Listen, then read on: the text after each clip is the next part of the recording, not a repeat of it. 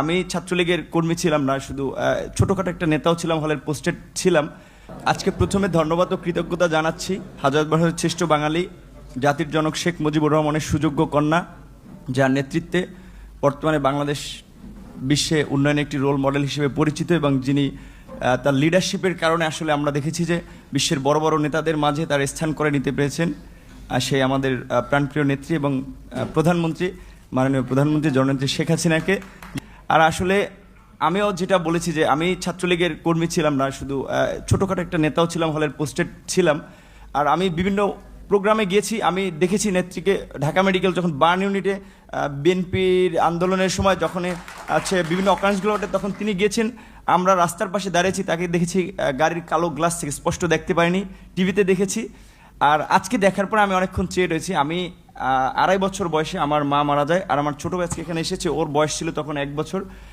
আমার মায়ের এটা আমি যতটুকু মনে করতে পারি আমি সেটা খুঁজে পেয়েছিলাম আমার প্রাইমারির একজন শিক্ষিকার মধ্যে, আমি যেই প্রাইমারিতে পড়েছি।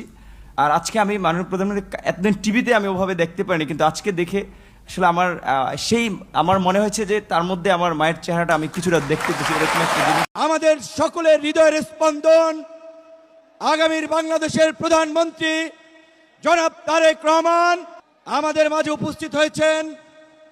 বিএনপির চেয়ারম্যান, আমাদের সকলের হৃদয়ের স্পন্দন আগামীর বাংলাদেশের প্রধানমন্ত্রী জনাব তারেক রহমান।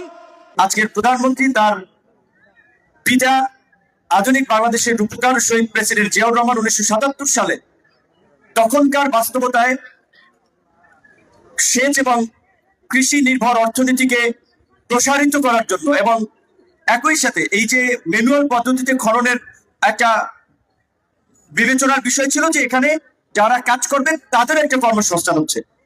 তো পিতার পথেই আমরা দেখতে পেলাম পুত্র বর্তমান বাংলাদেশের প্রধানমন্ত্রী, বাংলাদেশের অভিসংবাদিত নেতা জনাব তারেক রহমান একইভাবে নির্দেশনা দিয়েছেন। এবং আজকে আপনারা দেখেছেন যেটা ইঞ্জিনিয়ার সাহেব বলেছেন যে আজকের এই উদ্বোধন কর্মসূচিতে ওইভাবে কোনো নাম ফলক রাখা হয় নাই, ফুল দিয়ে শুভেচ্ছা জানানো, স্বাগত জানানো, এই সমস্ত ফর্মালিটি গ্রহণ করা হয় নাই।